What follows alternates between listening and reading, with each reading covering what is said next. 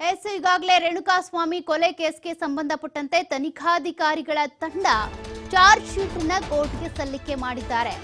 ಇವತ್ತು ಕೋರ್ಟ್ಗೆ ಸಲ್ಲಿಕೆ ಆಗಿರುವಂತದ್ದು ಪ್ರಾಥಮಿಕ ಚಾರ್ಜ್ ಶೀಟ್. ತನಿಖೆಗೆ ಸಂಬಂಧಪಟ್ಟಂತೆ ಏನೆಲ್ಲ ಮಾಹಿತಿಗಳು ಸಿಕ್ಕಿದಾವೋ, ಏನೆಲ್ಲ ಸಾಕ್ಷಿಗಳು ಸಿಕ್ಕಿದಾವೋ ಅದನ್ನ ಇಟ್ಕೊಂಡು ಪ್ರಾಥಮಿಕ ವರದಿ ಸಲ್ಲಿಕೆ ಆಗಿದೆ. ಚಾರ್ಜ್ ಶೀಟ್ ಕೋರ್ಟ್ಗೆ ಪೂರ್ಣ ಚಾರ್ಜ್ ಶೀಟ್ ಸಲ್ಲಿಕೆ ಇನ್ನೂ ಕೂಡ ಬಾಕಿ ಉಳ್ಕೊಂಡಿದೆ. ಈಗ ಪ್ರಾಥಮಿಕ ಚಾರ್ಜ್ ಶೀಟ್ ನಲ್ಲೇ ಇಷ್ಟೆಲ್ಲ ಅಂಶಗಳು ಕಾಣೋದಕ್ಕೆ ಸಿಗ್ತಾ ಇದ್ದಾವೆ. ಹೈದರಾಬಾದ್ನಿಂದ 8 FSL ವರದಿ ಬರಬೇಕಾಗಿದೆ. ಹೀಗಾಗಿ ಇನ್ನೂ ಕೆಲ ಅಂಶಗಳನ್ನ ಉಲ್ಲೇಖ ಮಾಡಿ ಅಂತಿಮವಾದಂತ ಚಾರ್ಜ್ ಶೀಟ್ ಅನ್ನ ಸಲ್ಲಿಕೆ ಮಾಡ್ತಾರೆ. ಈಗ ಸದ್ಯಕ್ಕೆ ಸಲ್ಲಿಕೆ ಆಗಿರುವಂತದ್ದು ಪ್ರಾಥಮಿಕ ಚಾರ್ಜ್ ಶೀಟ್. ತನಿಖೆ ನಡೆಸಿ ಪೂರ್ಣ ಚಾರ್ಜ್ ಶೀಟ್ ಸಲ್ಲಿಕೆಯನ್ನ ಮಾಡ್ತಾರೆ ತನಿಖಾಧಿಕಾರಿಗಳು. ಇದಕ್ಕೆ ಸಂಬಂಧಪಟ್ಟಂತೆ ಸಿಕ್ಕಿರುವಂತ ಎಲ್ಲಾ ಡೀಟೇಲ್ಸ್ ಅನ್ನ ಇಟ್ಕೊಂಡು ಈಗ ಪ್ರಾಥಮಿಕ ಚಾರ್ಜ್ ಶೀಟ್ ಸಲ್ಲಿಕೆ ಆಗಿದೆ. ಇನ್ನು 8 FSL ವರದಿಗಳು ಹೈದರಾಬಾದ್ನಿಂದ ಬರಬೇಕಾಗಿದೆ. ಆ ವರದಿಗಳನ್ನು ಕೂಡ ಉಲ್ಲೇಖ ಮಾಡಿ ಅದಕ್ಕೂ ಮುಂಚೆ ಕೂಡ ಒಂದಷ್ಟು ಪರಿಶೀಲನೆ ಆಗುತ್ತೆ. ಅದಕ್ಕೂ ಸಂಬಂಧಪಟ್ಟಂತೆ ಒಂದು ಸ್ವಲ್ಪ ಸ್ಕ್ರೂಟನಿ ನಡಿಬಹುದೇನೋ, ಏನಾದರೂ ತಿದ್ದುಪಡಿ ಇದೆಯಾ, ನಾವು ಈ ಹಿಂದಿನ ಪ್ರಾಥಮಿಕ ಚಾರ್ಜ್ ಶೀಟ್ ನಲ್ಲಿ ಏನಾದರೂ ಚೇಂಜಸ್ ಮಾಡಬೇಕಾ, ಅದಕ್ಕೆ ಸಂಬಂಧಪಟ್ಟಂತೆ ಆಗ್ಬೋದು. ಅದೆಲ್ಲ ಆದ ಬಳಿಕ ಅಂತಿಮವಾಗಿ ಒಂದು ಚಾರ್ಜ್ ಶೀಟ್ ಅನ್ನ ಸಲ್ಲಿಕೆ ಮಾಡ್ತಾರೆ. ಈಗ ಸದ್ಯಕ್ಕೆ ಆಗಿರುವಂತದ್ದು ಪ್ರಾಥಮಿಕ ಚಾರ್ಜ್ ಶೀಟ್. ಈಗ ಕೋರ್ಟ್ ಬಳಿ ಅವರು ಹೇಳ್ಕೊಳ್ಬೇಕಾಗುತ್ತೆ. 90 ದಿನಗಳ ಒಳಗಾಗಿ ಚಾರ್ಜ್ ಶೀಟ್ ಅನ್ನ ಸಲ್ಲಿಕೆ ಮಾಡುವಂತ ಕಾನೂನು ಪ್ರಕ್ರಿಯೆ ಇರೋದ್ರಿಂದ 90 ದಿನಗಳ ಒಳಗಾಗಿ ಪ್ರಾಥಮಿಕ ಚಾರ್ಜ್ ಶೀಟ್ ನನ್ನಾದ್ರೂ ಅಟ್ಲೀಸ್ಟ್ ಅಲ್ಲಿ ಸಲ್ಲಿಕೆ ಮಾಡ್ಬೇಕು. ಅಂದ್ರೆ ಇಷ್ಟೆಲ್ಲ ಕೆಲಸವನ್ನ ಮಾಡಿದ್ದಾರೆ, ಇಷ್ಟೆಲ್ಲ ಸಾಕ್ಷಿಗಳು ಸಿಕ್ಕಿದೆ, ಅದು ಕೋರ್ಟ್ಗೆ ಗೊತ್ತಾಗಬೇಕಾಗುತ್ತೆ. ಇವರು ಇನ್ನೂ ಕೂಡ ಡಿಲೇ ಮಾಡ್ತಾ ಹೋದ್ರು ಅಂತ ಅಂದ್ರೆ ಈ ಕೇಸ್ಗೆ ಸಂಬಂಧಪಟ್ಟಂತೆ ಆರೋಪಿಗಳ ಪರವಾಗಿ ಇರುವಂತಹ ವಕೀಲರಿಗೆ ಒಂದಷ್ಟು ನಿರಾಳತೆ ಸಿಕ್ಕಂಗಾಗ್ಬಿಡುತ್ತೆ. ಇನ್ನು ಚಾರ್ಜ್ ಶೀಟ್ ಸಲ್ಲಿಕೆ ಮಾಡಿಲ್ಲ, ಹಾಗೆ ಹೀಗೆ ಅದೇ ಒಂದು ನೆಪ ಆಗ್ಬಿಡುತ್ತೆ ಅವರಿಗೆ ಬೇಲ್ ಪಡ್ಕೊಳ್ಳೋದಕ್ಕೆ. ಹಾಗಾಗಿ ಆ ರೀತಿ ಯಾವುದೇ ರೀತಿಯ ಅವಕಾಶಗಳು ಆರೋಪಿಗಳಿಗೆ ಸಿಗಬಾರ್ದು ಅನ್ನುವಂಥ ಕಾರಣಕ್ಕೆ ಈಗ ಪ್ರಾಥಮಿಕವಾಗಿ ಎಷ್ಟು ಸಿಕ್ಕಿದೆಯೋ, ಈಗ 8 FSL ವರದಿಗಳು ಅಂದ್ರೆ ಒಂದು 8% ಉಳ್ಕೊಂಡಿರ್ಬೋದಾ ಮಾಹಿತಿ ಕೊಡುವಂಥದ್ದು, ಅದನ್ನ ಬಿಟ್ಬಿಡೋಣ. ಸದ್ಯಕ್ಕೆ ಪ್ರಾಥಮಿಕವಾಗಿ ಸಲ್ಲಿಸಬೇಕಾಗಿರುವಂತ ಚಾರ್ಜ್ ಶೀಟ್ ಸಲ್ಲಿಕೆ ಮಾಡೋಣ ಅಂತ 24ನೇ ACMM ಕೋರ್ಟ್ಗೆ ಈಗ ತನಿಖಾಧಿಕಾರಿಗಳ ತಂಡ ಚಾರ್ಜ್ ಶೀಟ್ ಅನ್ನ ಸಲ್ಲಿಕೆ ಮಾಡಿರುವಂತದ್ದು. ಇನ್ನು ಉಳಿದಿರುವಂತಹ 8 FSL ವರದಿಗಳೇನಿದ್ದಾವೆ ಆ ವರದಿಗಳನ್ನು ಕೂಡ ಸೇರಿಸಿ ಕೊನೆಯದಾಗಿ ಅಂತಿಮ ಹಂತದ ಚಾರ್ಜ್ ಶೀಟ್ ಅನ್ನ ಕೂಡ ಸಲ್ಲಿಕೆ ಮಾಡ್ತಾ ಹೋಗ್ತಾರೆ. ಸದ್ಯಕ್ಕೆ ಆ 8 ವರದಿಗಳೇನಿದ್ದಾವೆ ಬರಬೇಕಾಗುತ್ತೆ. ಮೋಸ್ಟ್ಲಿ ಐಫೋನ್ಗೆ ಸಂಬಂಧಪಟ್ಟಂತೆ ಇನ್ನೂ ಏನಾದರೂ ಫೋಟೋಸ್ ಅಥವಾ ವಿಡಿಯೋಸ್ ಡಿಲೀಟ್ ಆಗಿರುತ್ತಲ್ಲ, ಅದನ್ನ ರಿಟ್ರೀವ್ ಮಾಡೋದಕ್ಕೆ ಸಮಯ ತೆಗೆದುಕೊಳ್ತಾ ಇದೆ ಅನ್ಸುತ್ತೆ. ಅಂತಹ ವರದಿಗಳು ಅಥವಾ ಒಟ್ಟಿನಲ್ಲಿ ಈ ಎಲೆಕ್ಟ್ರಾನಿಕ್ ಡಿವೈಸ್ಗೆ ಸಂಬಂಧಪಟ್ಟಂತೆ ಇರುವಂತಹ ವರದಿಗಳೇನಿದ್ದಾವೆ, ಆ ತಾಂತ್ರಿಕ ಸಾಕ್ಷ್ಯಗಳೇನಿದ್ದಾವೆ ಅವುಗಳನ್ನ ಸ್ವಲ್ಪ ಸಂಗ್ರಹಿಸಬೇಕು ಅಂದ್ರೆ ಟೈಮ್ ಹಿಡಿಯುತ್ತೆ. ಅದಕ್ಕೆ ಸಂಬಂಧಪಟ್ಟಂತೆ ಒಂದಷ್ಟು ಖರ್ಚು ಕೂಡ ಆಗುತ್ತೆ. ಅದೆಲ್ಲದಕ್ಕೂ ಸಂಬಂಧಿಸಿದಂತೆ ಈ 8 ವರದಿಗಳು ಬಾಕಿ ಇರೋದ್ರಿಂದ ಅಂತಿಮ ಚಾರ್ಜ್ ಶೀಟ್ ಅನ್ನ ಸಲ್ಲಿಕೆ ಮಾಡೋದಕ್ಕೂ ಕೂಡ ಸಮಯ ಬೇಕಾಗುತ್ತೆ. ನಾಳೆ ಮೋಸ್ಟ್ಲಿ ಅಂತಿಮವಾದಂತ ಈ ಚಾರ್ಜ್ ಶೀಟ್ ಅನ್ನ ಸಲ್ಲಿಕೆ ಮಾಡಬಹುದೇನೋ. ಈಗ ಸದ್ಯಕ್ಕೆ ಪ್ರಾಥಮಿಕವಾಗಿ ಸಲ್ಲಿಕೆ ಮಾಡಿರುವಂತ ಚಾರ್ಜ್ ಶೀಟ್ ನಲ್ಲಿ ಅನೇಕ ಅಂಶಗಳು ಈಗ ಬಹಿರಂಗಗೊಂಡಿದ್ದಾವೆ. ಅದರಲ್ಲಿ ದರ್ಶನ್ ರೇಣುಕಾಸ್ವಾಮಿಯನ್ನ ಕಿಡ್ನಾಪ್ ಮಾಡಿಸೋದಕ್ಕೆ ಸೂಚನೆ ಕೊಟ್ಟಿದ್ದು ಕೂಡ ದರ್ಶನ್ನೇ, ಜೊತೆಗೆ ಈ ಹಲ್ಲೆ ಮಾಡಿದ್ದು ಕೂಡ ದರ್ಶನ್ನೇ. ಹಲ್ಲೆ ಮಾಡುವಂತ ಸಂದರ್ಭದಲ್ಲಿ ಪಟ್ಟಣಗೆರೆ ಶೆಡ್ ನಲ್ಲಿ ದರ್ಶನ್, ಪವಿತ್ರ ಇಬ್ರು ಕೂಡ ಇದ್ರು. ಆತ ಸಾಯುವಂತ ಸಂದರ್ಭದಲ್ಲೂ ಕೂಡ ಅವ್ರು ಅಲ್ಲೇ ಇದ್ರು ಅನ್ನುವಂತ ಮಾಹಿತಿ ಕೂಡ ಈ ಚಾರ್ಜ್ ಶೀಟ್ ನಲ್ಲಿ ಉಲ್ಲೇಖ ಆಗಿರೋದ್ರಿಂದ ತಿಳಿದಿರುವಂತದ್ದು. ಒಟ್ನಲ್ಲಿ ಈ ಚಾರ್ಜ್ ಶೀಟ್ ನಲ್ಲಿ 5 ಫೋಟೋಗಳು ಉಲ್ಲೇಖ ಆಗಿದ್ದಾವೆ. ಈ ಒಂದು ಹತ್ಯೆಗೆ ಸಂಬಂಧಪಟ್ಟಂತೆ ಅಂದ್ರೆ ಈಗ ಈ ಫೋನ್ ಅನ್ನ ರಿಟ್ರೀವ್ ಮಾಡೋದಕ್ಕೆ ಅಂತ ಕಳಿಸ್ಕೊಟ್ಟಿದ್ರಲ್ಲ, ಒಟ್ಟು 13 ಫೋನ್ಗಳು, ಮತ್ತೊಂದು ಐಫೋನ್, ದರ್ಶನ್ ಐಫೋನ್, ಇದರಲ್ಲಿ ಒಂದಷ್ಟು ಫೋಟೋಸ್ ಡಿಲೀಟ್ ಆಗಿದ್ವು, ಜೊತೆಗೆ ಈ ಮೆಸೇಜ್ ಕಾನ್ವರ್ಸೇಷನ್ ಡಿಲೀಟ್ ಆಗಿದ್ವು, ಕಾಲ್ ಹಿಸ್ಟರಿ ಡಿಲೀಟ್ ಆಗಿತ್ತು, ಅದನ್ನ ರಿಟ್ರೀವ್ ಮಾಡೋದಕ್ಕೆ ಅಂತ ಕಳುಹಿಸ್ಕೊಟ್ಟಿದ್ರು. ಜೊತೆಗೆ ಈ ಐಫೋನ್ ನಲ್ಲಿ ಡೇಟಾ ರಿಟ್ರೀವ್ ಮಾಡಬೇಕು ಅಂದ್ರೆ ಐಫೋನ್ ಕಂಪನಿಯ ಪರ್ಮಿಷನ್ ಅನ್ನ ತೆಗೆದುಕೊಳ್ಳುತ್ತೆ. ಆದ್ರೆ ಐಫೋನ್ ಅಂತ ಕಂಪನಿ ಅಂತ ಬಂದಾಗ ನಾವು ಗ್ರಾಹಕರಿಗೆ ಬಹಳ ಭರವಸೆ ಕೊಟ್ಟಿರ್ತವೆ, ಹಾಗಾಗಿ ನಾವು ಈ ರೀತಿ ಡೇಟಾವನ್ನ ರಿಟ್ರೀವ್ ಮಾಡೋದಕ್ಕೆ ಅವಕಾಶ ಮಾಡಿಕೊಡಲ್ಲ ಅಂತಿರ್ತಾರೆ. ಅದೆಲ್ಲ ಸವಾಲನ್ನ ಎದುರಿಸಿ ಈಗ ಡೇಟಾ ರಿಟ್ರೀವ್ ಆಗಿರುವಂತದ್ದು. ಚಾರ್ಜ್ ಶೀಟ್ ನಲ್ಲಿ ಹಲವು ಪ್ರಮುಖ ಸಾಕ್ಷ್ಯಗಳ ಉಲ್ಲೇಖ ಆಗಿದೆ. ಈ ಪ್ರಾಥಮಿಕ ಚಾರ್ಜ್ ಶೀಟ್ ಏನು ಸಲ್ಲಿಕೆ ಆಗಿದೆ ಇದರಲ್ಲಿ ಹಲವು ಅಂಶಗಳ ಉಲ್ಲೇಖ ಆಗಿದೆ. ಸ್ಥಳ ಮಹಜರು ನಡೆಸಿದ್ದಂತ ವೇಳೆ ಸಂಗ್ರಹಿಸಿದಂತ ಸಾಕ್ಷಿಗಳು ಈಗಾಗಲೇ ಅನೇಕ ಸ್ಥಳಗಳನ್ನ ಸ್ಥಳ ಮಹಜರು ಮಾಡಿದ್ದಾರೆ. ಪಟ್ಟಣಗೆರೆ ಶೆಡ್ ಇರ್ಬೋದು, ಅದೇ ರೀತಿಯಾಗಿ ಕೊಲೆ ಆದ ಬಳಿಕ ಸುಮ್ನಹಳ್ಳಿ ರಾಜಕಾಲುವೆ ಇರ್ಬೋದು, ಅದೇ ರೀತಿ ರೇಣುಕಾಸ್ವಾಮಿ ಕಿಡ್ನಾಪ್ ಮಾಡಿದಂತ ಚಿತ್ರದುರ್ಗದ ಚಳ್ಳಕೆರೆ ಗೇಟ್, ಎಲ್ಲಾ ಕಡೆ ಕೂಡ ಸ್ಥಳ ಮಹಜರು ಆಗಿತ್ತು. ಪಟ್ಟಣಗೆರೆ ಶೆಡ್ನ ಸುತ್ತಮುತ್ತ ಇದ್ದಂತಹ ಸಿಸಿಟಿವಿ ಕೂಡ ವಶಕ್ಕೆ ತೆಗೆದುಕೊಂಡಿದ್ರು ಫುಟೇಜ್ಗಳನ್ನ. ಪಟ್ಟಣಗೆರೆ ಶೆಡ್ ಬಳಿ ಇದ್ದಂತ ಮೊಬೈಲ್ ಲೊಕೇಶನ್ ಕೂಡ ಮಾಹಿತಿಯನ್ನ ಪಡ್ಕೊಂಡಿದ್ರು, ವಶಕ್ಕೆ ತೆಗೆದುಕೊಂಡಿದ್ರು. ಅಲ್ಲಿ ಈ ಸಂದರ್ಭದಲ್ಲಿ ಯಾರ್ಯಾರಿದ್ರು, ಯಾರ್ಯಾರ ಮೊಬೈಲ್ ಅಲ್ಲಿ ಆಕ್ಟಿವ್ ಆಗಿತ್ತು ಅದ್ರ ಬಗ್ಗೆ ಮಾಹಿತಿ ಸಿಕ್ಕಿದೆ. ತಹಶೀಲ್ದಾರ್ ತೆರಳಿ ಪಂಚನಾಮೆ ಮಾಡಿ ಸಂಗ್ರಹಿಸಿದಂತಹ ಸಾಕ್ಷ್ಯ. ತಹಶೀಲ್ದಾರ್ ಕೂಡ ತೆರಳಿದ್ರು. ಆಗ ಈ ಸ್ಥಳ ಮಹಜರು ಮಾಡಿದಂತ ಸಾಕ್ಷಿಗಳು, ಆರೋಪಿಗಳ ಮೊಬೈಲ್ ನಲ್ಲಿ ಇದ್ದಂತಹ ಫೋಟೋಗಳು, ಕೆಲವೊಂದು ಫೋಟೋಗಳನ್ನ ವಿಡಿಯೋಗಳನ್ನ ಡಿಲೀಟ್ ಮಾಡಿದ್ರು, ಹಾಗಿದ್ರು ಕೂಡ ರಿಟ್ರೀವ್ ಮಾಡಲಾಗಿದೆ. ಆ ಫೋಟೋಗಳನ್ನ ಕೂಡ ಈ ಚಾರ್ಜ್ ಶೀಟ್ ನಲ್ಲಿ ಉಲ್ಲೇಖ ಮಾಡಿದ್ದಾರೆ. ತಾಂತ್ರಿಕವಾಗಿ ಸಿಕ್ಕಿರುವಂತಹ ಸಾಕ್ಷ್ಯಗಳು ಜೊತೆಗೆ ಭೌತಿಕವಾಗಿ ಇರುವಂತಹ ಸಾಕ್ಷ್ಯಗಳು, ಎಲೆಕ್ಟ್ರಾನಿಕ್ ಡಿವೈಸ್ಗಳು, ಹೀಗೆ ನೇರ ಸಾಕ್ಷಿಗಳು, ಎಲ್ಲಾ ಸಾಕ್ಷಿಗಳನ್ನು ಕೂಡ ಪ್ರಮುಖವಾಗಿ ಉಲ್ಲೇಖ ಮಾಡಲಾಗಿದೆ. ಅಲ್ಲಿ ವಿಭಜನೆ ಮಾಡಿರ್ತಾರೆ ನೇರವಾಗಿ ಎಷ್ಟು ಸಾಕ್ಷಿಗಳಿದ್ದಾರೆ. 164 ಸ್ಟೇಟ್ಮೆಂಟ್ ಎಷ್ಟು ಜನರಿಂದ ಪಡ್ಕೊಳ್ಳಲಾಗಿದೆ, ಜೊತೆಗೆ 161 ಸ್ಟೇಟ್ಮೆಂಟ್ ಯಾರಿಂದ ಎಲ್ಲ ಪಡ್ಕೊಳ್ಳಲಾಗಿದೆ, ಇದರಲ್ಲಿ ನೇರವಾಗಿ ಸಾಕ್ಷಿದಾರರು ಯಾರು, ಜೊತೆಗೆ ತಾಂತ್ರಿಕವಾಗಿ ಸಿಕ್ಕಿರುವಂತಹ ಸಾಕ್ಷಿಗಳು ಏನೇನಿದ್ದಾವೆ.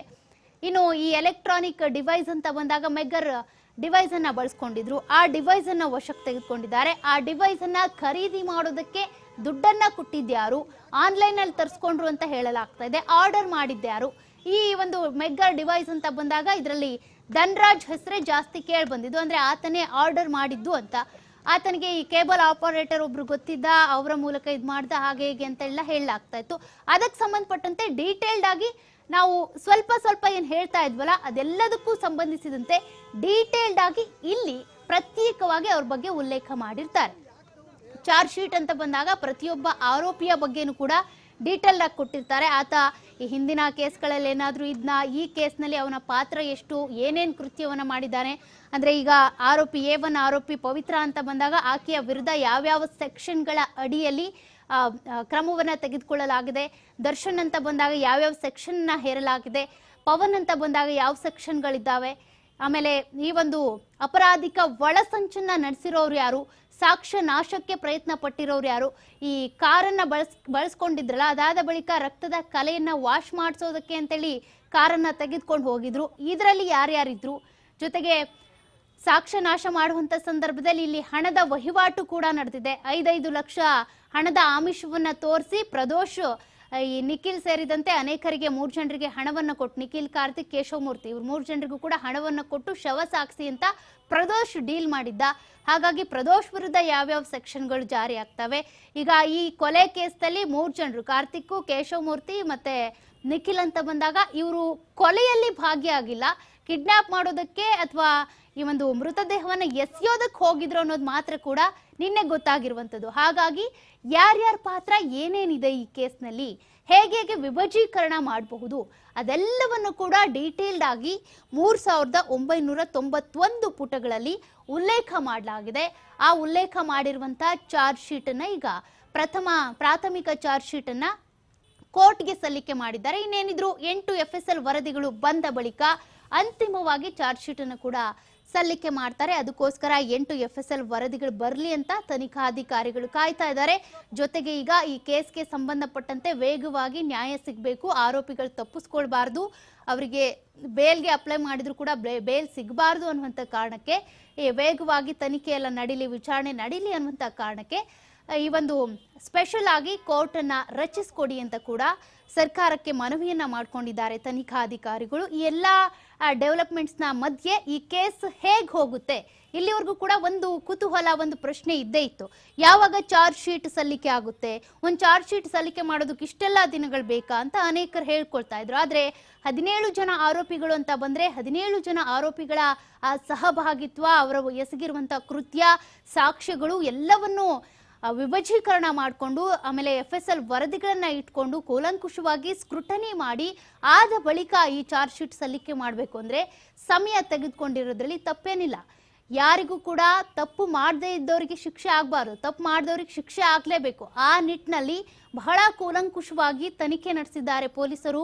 ಜೊತೆಗೆ ಸಾಕ್ಷ್ಯಗಳನ್ನ ಸಂಗ್ರಹ ಮಾಡಿ ಈ ಒಂದು 3991 ಪುಟಗಳ ಚಾರ್ಜ್ ಶೀಟ್ ರೆಡಿ ಮಾಡಿಕೊಂಡು ಈಗ ಸಲ್ಲಿಕೆ ಕೂಡ ಮಾಡಿದ್ದಾರೆ. ಅಂತಿಮವಾಗಿ 8 FSL ವರದಿ ಬಂತು ಅಂದ್ರೆ ಕೊನೆಯದಾಗಿ ಕೂಡ ಚಾರ್ಜ್ ಶೀಟ್ ಅನ್ನ ಸಲ್ಲಿಕೆ ಮಾಡ್ತಾರೆ. ಈ ಚಾರ್ಜ್ ಶೀಟ್ ಅನ್ನ ಕೋರ್ಟ್ಗೆ ಒಂದು ಪ್ರತಿ ಕೊಟ್ಟಿದ್ದಾರೆ. ಕಾಮಾಕ್ಷಿ ಪಾಳ್ಯ ಪೊಲೀಸ್ ಠಾಣೆಯಲ್ಲೂ ಕೂಡ ಒಂದು ಪ್ರತಿ ಇದೆ. ಇನ್ನು ಆರೋಪಿಗಳ ಪರವಾಗಿ ಯಾರ್ಯಾರು ವಕೀಲರು ವಾದ ಮಂಡನೆ ಮಾಡ್ತಾರೆ, ದರ್ಶನ್ ಪರ ವಕೀಲ, ಅದೇ ರೀತಿಯಾಗಿ ರೇಣುಕಾ, ಅದೇ ರೀತಿಯಾಗಿ ಪವಿತ್ರ ಪರ ವಕೀಲರು, ಹೀಗೆ ಎಲ್ರಿಗೂ ಕೂಡ ವಕೀಲರಿಗೂ ಒಂದೊಂದು ಪ್ರತಿ ಸಿಕ್ಕಿದೆ. ಕೋರ್ಟ್ಗೆ ಚಾರ್ಜ್ ಶೀಟ್ ಸಲ್ಲಿಕೆ ಆಯ್ತು. ಹಾಗಾದ್ರೆ ಮುಂದೇನು? ಕೋರ್ಟ್ಗೆ ಚಾರ್ಜ್ ಶೀಟ್ ಅನ್ನಂತೂ ಸಲ್ಲಿಕೆ ಮಾಡಿದ್ದಾಯ್ತು. ಆ ಪ್ರಶ್ನೆಗೆ ಉತ್ತರ ಸಿಕ್ತು. ಈಗ ಚಾರ್ಜ್ ಶೀಟ್ ಪ್ರತಿಯನ್ನ ಆರೋಪಿಗಳ ಪರ ವಕೀಲರಿಗೆ ನೀಡಲಾಗ್ತದೆ. 17 ಜನ ಆರೋಪಿಗಳ ಪರವಾಗೂ ಕೂಡ ಒಬ್ಬೊಬ್ರು ವಕೀಲರಿದ್ದಾರೆ. ಅವ್ರಿಗೂ ಕೂಡ ಈ ಪ್ರತಿ ಸಿಕ್ಕಿದೆ. 24ನೇ ಎಸಿಎಂಎಂ ಕೋರ್ಟ್ನಿಂದ ಪ್ರಕರಣ ಸೆಷನ್ ಕೋರ್ಟ್ಗೆ ವರ್ಗಾವಣೆ. ಸೆಷನ್ ಕೋರ್ಟ್ಗೆ ಈ ಪ್ರಕರಣ ವರ್ಗಾವಣೆ ಆಗುತ್ತೆ. 24ನೇ ಎಸಿಎಂಎಂ ಕೋರ್ಟ್ನಲ್ಲಿ ನಡೀತಾ ಇತ್ತಲ್ಲ ಇಷ್ಟು ದಿನ ಹಿಯರಿಂಗು, ಈಗ ಸೆಷನ್ ಕೋರ್ಟ್ನಲ್ಲಿ ಸುದೀರ್ಘವಾದಂತ ವಿಚಾರಣೆ ನಡೀತಾ ಹೋಗುತ್ತೆ. ಇಲ್ಲಿವರೆಗೂ ಕೂಡ 24ನೇ ಎಸಿಎಂಎಂ ಕೋರ್ಟ್ಗೆ ಇವರನ್ನ ಹಾಜರುಪಡಿಸಲಾಯಿತು, ವಿಚಾರಣೆ ಮಾಡಲಾಯಿತು, ಮುಂದೂಡಿಕೆ ಮಾಡಲಾಯಿತು ಹೇಳ್ತಿದ್ವಲ್ಲ. ಈಗ ಸೆಷನ್ ಕೋರ್ಟ್ಗೆ ಈ ಕೇಸ್ ವರ್ಗಾವಣೆ ಆಯಿತು. ಕೋರ್ಟ್ಗೆ ಚಾರ್ಜ್ ಶೀಟ್ ಸಲ್ಲಿಕೆ ಆದ ಬಳಿಕ ಹಾಗಾದ್ರೆ ಏನೆಲ್ಲ ಆಗ್ಬಹುದು? ಈಗ ಸದ್ಯಕ್ಕೆ ಪೊಲೀಸರು ಒಂದು ಮನವಿ ಮಾಡ್ಕೊಂಡಿದ್ದಾರೆ, ಸ್ಪೆಷಲ್ ಕೋರ್ಟ್ ಅನ್ನ ಇದಕ್ಕೆ ರಚನೆ ಮಾಡಿಕೊಡಿ. ಈ ಕೇಸ್ಗೆ ಸಂಬಂಧಪಟ್ಟಂತೆ ಸುದೀರ್ಘ ವಿಚಾರಣೆ ಇರುತ್ತೆ. 17 ಜನ ಆರೋಪಿಗಳು, ಒಬ್ರಲ್ಲ ಇಬ್ರಲ್ಲ. ಹಾಗಾಗಿ ಅವರ ವಿಚಾರಣೆ ನಡೆಸಬೇಕು. ಇದಕ್ಕೆ ಸಂಬಂಧಪಟ್ಟಂತೆ ಹಿಯರಿಂಗ್ ನಡಿಬೇಕು ಅಂತ ಅಂದ್ರೆ ಸಾಕಷ್ಟು ಸಮಯ ತೆಗೆದುಕೊಳ್ಳುತ್ತೆ. ಹಾಗಾಗಿ ಸ್ಪೆಷಲ್ ಕೋರ್ಟ್ ಬೇಕು ಅಂತ ಕೂಡ ಮನವಿ ಮಾಡ್ಕೊಂಡಿದ್ದಾರೆ. ಸದ್ಯಕ್ಕೆ ಇಲ್ಲಿವರೆಗೂ ಕೂಡ 24ನೇ ಎಸಿಎಂಎಂ ಕೋರ್ಟ್ನಲ್ಲಿ ಇವರ ವಿಚಾರಣೆ ನಡೀತಾ ಇತ್ತು. ನ್ಯಾಯಾಂಗ ಬಂಧನದಲ್ಲಿ ಇರುವಂತಹ ಆರೋಪಿಗಳನ್ನ ಈ ಒಂದು ವಿಡಿಯೋ ಕಾನ್ಫರೆನ್ಸ್ ಮೂಲಕ ಕೂಡ 14 ದಿನಗಳಿಗೊಮ್ಮೆ ಅವರ ಕಸ್ಟಡಿ ಏನಿದೆ, ಇದು ನ್ಯಾಯಾಂಗ ಬಂಧನ ಏನಿದೆ, ಅಂತ್ಯ ಆದಂತ ಸಂದರ್ಭದಲ್ಲೆಲ್ಲ ಕೂಡ ವಿಡಿಯೋ ಕಾನ್ಫರೆನ್ಸ್ ನಲ್ಲಿ ಅವ್ರನ್ನ ವಿಚಾರಣೆ ಮಾಡಲಾಗ್ತಾ ಇತ್ತು. ಅವರು ಕೂಡ ಕೆಲ ಸಮಸ್ಯೆಗಳನ್ನ ಹೇಳ್ಕೊಳ್ತಾ ಇದ್ರು. ಅದಕ್ಕೆ ಸಂಬಂಧಪಟ್ಟಂತೆ ಒಂದಷ್ಟು ಬೆಳವಣಿಗೆಗಳ ಆಗ್ತಾ ಇತ್ತು. ಆದ್ರೆ ಈಗ ಈ ಕೇಸ್ ಸೆಷನ್ ಕೋರ್ಟ್ಗೆ ವರ್ಗಾವಣೆ ಆಗುತ್ತೆ. ಸೆಷನ್ ಕೋರ್ಟ್ ನಲ್ಲಿ ಇದಕ್ಕೆ ಸಂಬಂಧಪಟ್ಟಂತೆ ಆರೋಪಿಗಳ ವಿಚಾರಣೆ ನಡೀತಾ ಹೋಗುತ್ತೆ. ಪೊಲೀಸರು ಬರ್ತಾರೆ, ಅವರ ಇದಕ್ಕೆ ಸಂಬಂಧಪಟ್ಟಂತೆ ಚಾರ್ಜ್ ಶೀಟ್ ಉಲ್ಲೇಖ ಮಾಡಿದ್ದಾರೆ, ಸಲ್ಲಿಕೆ ಮಾಡಿದ್ದಾರಲ್ಲ, ಇನ್ನು ಕೂಡ 8 ವರದಿಗಳು ಬಂದ್ಮೇಲೆ ಮತ್ತೆ ಚಾರ್ಜ್ ಶೀಟ್ ಸಲ್ಲಿಕೆ ಆಗುತ್ತೆ. ಇದೆಲ್ಲವನ್ನ ಇಟ್ಕೊಂಡು ಸುದೀರ್ಘವಾಗಿ ವಿಚಾರಣೆಯನ್ನು ನಡೆಸ್ತಾ ಹೋಗ್ತಾರೆ.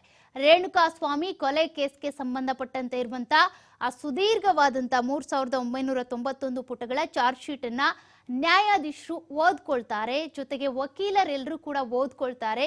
ಏನೇನ್ ಅಂಶಗಳ ಉಲ್ಲೇಖ ಆಗಿದೆ, ಇಲ್ಲೇನಾದ್ರೂ ಅಂದ್ರೆ ಆರೋಪಿಗಳ ಪರವಾಗಿರುವಂತ ವಕೀಲರು ತಮ್ಮ ಕಕ್ಷಿದಾರರಿಗೆ ಬೇಲ್ ಕೊಡಿಸ್ಬೇಕು ಅನ್ನುವಂತ ಕಾರಣಕ್ಕೆ ಕೆಲವೊಂದು ಅಂಶಗಳನ್ನ ಹುಡುಕ್ತಾ ಇರ್ತಾರೆ.